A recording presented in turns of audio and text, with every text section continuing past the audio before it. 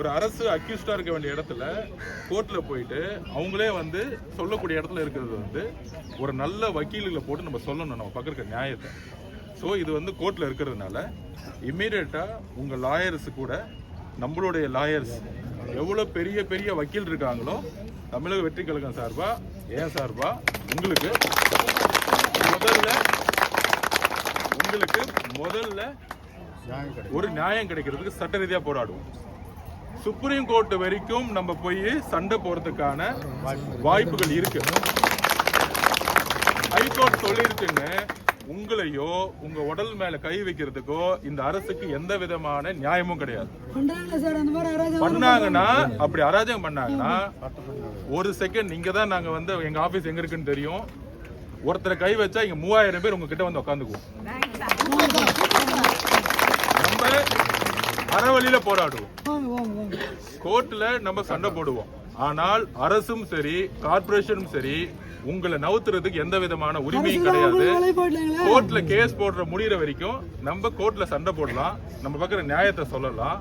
கோர்ட்டோட இதுல போய் அப்பீல்ல போய் நமக்கான நியாயத்தை கண்டிப்பா தீர்ப்பு நல்ல தீர்ப்பு நம்ம கிடைக்கிற வரைக்கும் போராடலாம். அது வரைக்கும் உங்க மேல கை வச்சாலோ இல்ல போலீஸை வச்சு அடக்குமுறை பண்ணாலோ இல்ல பெண்களை வந்து தவறா வந்து நடத்தினாங்களோ இல்ல குழந்தைகளை டச் பண்ணாங்களோ அறவழியில தமிழக வெற்றி கழகம் 5000 பேர் வந்து இங்க உட்காந்துக்குவோம். நீங்க உட்காருங்க, எத்தனை நாள் ஆனாலும் சரி நம்ம அமைதியா எங்க காலில் போட்டு உட்காந்துக்குவோம். அதுக்கு மேல எங்க அரெஸ்ட் பண்ணாலும் நாங்க ஜெயிலுக்கு போறதுக்கு ரெடியா இருக்கிறோம். நீங்க அதை பத்தி கவலைப்படாதீங்க. அத வந்து நம்ம நியாயத்தின் வழியில போய் நம்ம செல்வோம். நீங்க தைரியமா இருங்க, குழந்தைங்களை பத்திரமா பாத்துக்கோங்க, பெண் குழந்தைங்களை பத்திரமா பாத்துக்கோங்க. இங்க இடிச்ச வீடுக்கு திருப்பியும் அரசே வீடை கட்டி கொடுக்கணுங்கிறத நம்ம வந்து சொல்லுவோம். ஏன்னா நீங்க 5 வருஷமா இல்ல 30-40 வருஷமா இருக்கிறீங்க.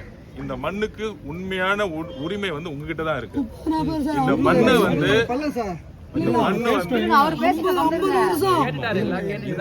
இந்த மண்ணு வந்து உங்களுக்கான உரிமையானது. இது யாரு சொன்னாங்கன்னா இந்த அரசே சொல்லியிருக்கு. இந்த அரசு தான் 87 இருந்து டாக்ஸும் வாங்கியிருக்காங்க, ஈபியும் வாங்கியிருக்காங்க, எல்லாமே வாங்கியிருக்காங்க. அப்படி இருக்கும் பொழுது நீங்களாம் இந்த இடத்துக்கு சம்பந்தம் இல்லைன்னு ஏதோ ஒரு பிரைவேட் கம்பெனிக்கு வந்து இந்த இடத்த கொடுத்துட்டோம், நாங்க கண்ணாடி கட்டுறோம் அது கட்டுறோன்னு ஒரு 200 பேரை வந்து ஒரு மிதிச்சிட்டு கட்டுறதுக்கு நாங்க அலோவ் பண்ண மாட்டோம். அதை நான் உறுதியாக சொல்றேன். மனிதர்கள் உயிர் முக்கியமா கண்ணாடி பாலம் முக்கியம்னா மனிதர்கள் உயிர் தான் முக்கியம். இந்த ஸ்டாண்டை வந்து நாங்க நீங்க எந்த அச்சுறுத்தலும் பயப்படாதீங்க. இந்த போலீஸ் அதெல்லாம் வக்கீல் இருக்காங்க, 200 வக்கீல் வந்து உட்காந்துருவாங்க. 200 லீகல் டீமிங்க லீகல் டீமிங் இருக்கிறாங்க. இங்கேயே உங்க லாயர்ஸ் இருப்பாங்க. போலீஸ் வந்தாங்கன்னா வக்கீல் இங்க ஒரு 50 பேர் வந்து நின்றுவாங்க. வக்கீலை மீறி உங்களை எதுவும் செய்ய முடியாது. சட்ட ரீதியான பாதுகாப்பு உங்களுக்கு கிடைக்கும்.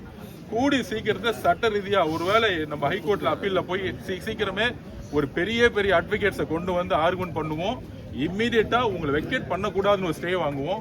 போலீஸ் கிட்ட இருந்து உங்க இந்த இடத்துக்கு வரக்கூடாதுன்னு முதல் உங்களுக்கான பாதுகாப்பை உறுதிப்படுத்துவோம். அதுக்கப்புறம் அடுத்த ஸ்டெப் இந்த மண்ணை வந்து உங்களுக்கு உரிமையை நிலைநாட்டுறது பண்ணுவோம். ஏதோ நாங்க பேசிட்டு போறோம்லாம் நினைக்காதீங்க. ஒரே ஒரு கால் பண்ணுங்க, அடுத்த செகண்ட் நீங்க மொத்தமா நாங்க இருப்போம். இதே இடத்துல திருப்பி வர சொல்ல பயோமெட்ரிக்ல மாண்புமிகு முன்னாள் உயர் நீதிமன்ற நீதிபதியை போட்டு பயோமெட்ரிக்ல யாரெல்லாம் ஏமாத்தி கை வச்சிருக்காங்களோ அவங்க எல்லாம் திருப்பி வந்து பேச சொல்லுவோம். நம்ம யாரு வந்து ஏமாத்தி வாங்கியிருக்காங்களோ பயோமெட்ரிக் கேன்சல் பண்ண சொல்லுவோம். இதெல்லாம்